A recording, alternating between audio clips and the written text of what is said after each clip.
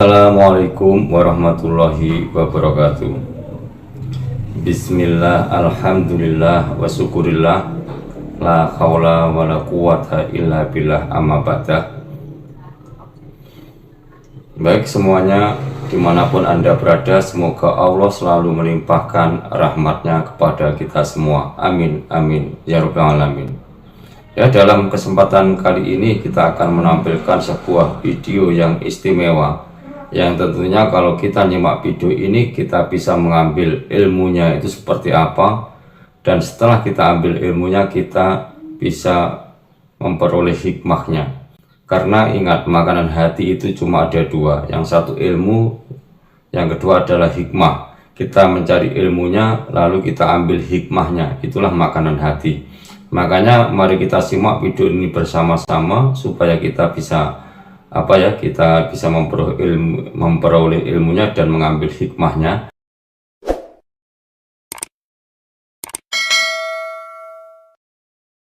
Ya, saya ingin mengatakan yang kurang dibahas ya. Mengendalikan keinginan-keinginan.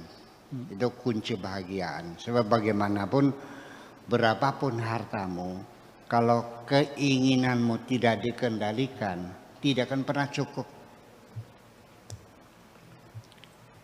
Ketika Anda punya uang 10 triliun, cukup enggak? Ya. Enggak tahu. Saya nanya, apa keinginanmu? Tidak terbatas mungkin juga. Ya kalau Anda ingin beli Pulau Bali, ya nggak cukup dong. Atau Anda ingin punya istri 4, yang satu istri diberikan istana, ya kan, diberikan pabrik semuanya, ya nggak cukup juga.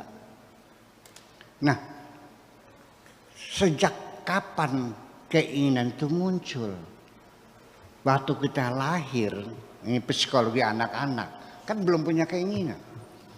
Rasa takut saja kan baru muncul tahapan awal, kan dengar suara yang keras, melihat wajah yang asing, itu aja kan baru aja. Ya, cenderung pada jenis lain kan di belakangan kalau sudah masa puber kan. Ya. Nah, keinginan ini sendiri sesungguhnya tidak semulus itu. Kita ingin mengontrol, ya, mengendalikan keinginan, tapi seringkali keinginan itu muncul dipaksa. Siapa yang memaksa? Itulah orang-orang yang tidak bermoral menawarkan komoditas-komoditas produksi pabriknya melalui iklan-iklan di tengah jalan yang sebesar-besar gajah, melintang di tengah jalan dengan videotron, dengan yang sebesar gajah, dipasang spotlight, ditambah dengan gambar wanita yang cantik-cantik, yang buah dadanya kelihatan. Kita dipaksa untuk melihat. Dari situ lalu kita ingin. Itu kan untuk membangunkan keinginan Anda. Betul. Apakah advertensi periklanan tidak perlu ditertibkan? Yang mengganggu kenyamanan kota.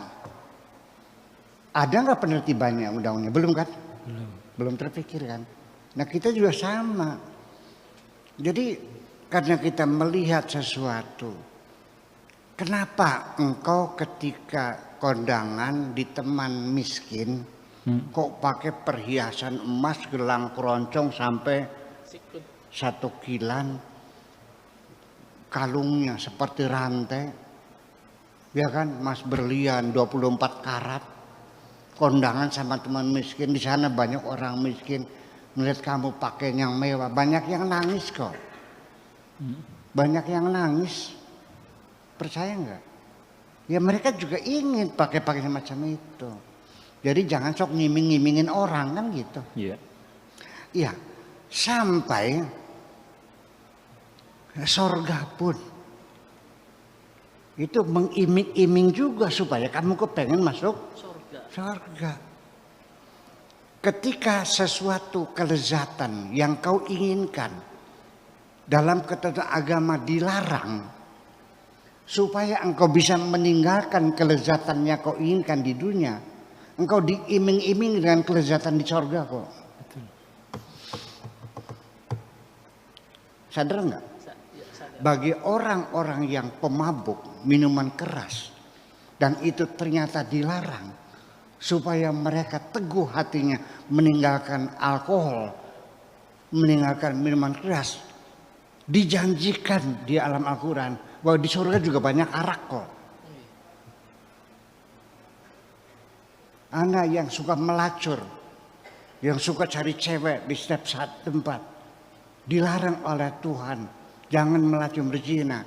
Nanti kusiapkan bidadari yang cantik-cantik. Kenapa demikian? Supaya kamu mampu untuk meninggalkan larangan itu. Ini psikologi semacam itu. Nah makanya jadi itu tidak mudah mengelola ya, merawat keinginan semacam itu. Ya, berawal dari melihat dulu, lalu muncul keinginan. Semua orang berbuat apapun itu didorong oleh keinginan. Jadi yang muncul keinginan dulu, bukan perbuatan dulu. Makanya innama amruhu idza aroda, ketika berkeinginan. Baru kun fayakun, baru Allah menetapkan terjadi sesuatu. Jadi yang pertama adalah keinginan itu sejak awal mesti dikontrol. Satu, supaya hidup kita ini murah meriah, nyaman dan enak dijalani, cobalah keinginan itu satu ya dibatasi. Dua, berdasarkan skala prioritas dan standarnya standar yang paling minim supaya nyaman, standar paling rendah. Saya ulang lagi, perlu kawin nggak? Perlu. Jadi yang kita inginkan apa yang kita butuhkan, bukan yang kita inginkan. Kalau ingin terlalu banyak, yang kita butuhkan aja. Perlu kawin nggak? Iya, perlu. Seperti siapa perempuannya yang kau inginkan? Standar yang paling rendah, yang penting asal wadon. perempuan, kan murah meriah. Rumah perlu nggak? Perlu. Yang penting nggak bocor, murah nggak? Murah. Iya. Makan perlu nggak? Perlu. Yang penting kenyang. Selesai. Sesungguhnya yang membuat kita jadi mahal itu adalah keinginan kita, bukan keingin kenyang, tapi ingin penghargaan. Ini yang terselip di dalam keinginan kita. Ingin dibilang hebat, ingin dibilang kaya, ingin dibilang dermawan dan sebagainya. Anda lapar, ya kan? Iya.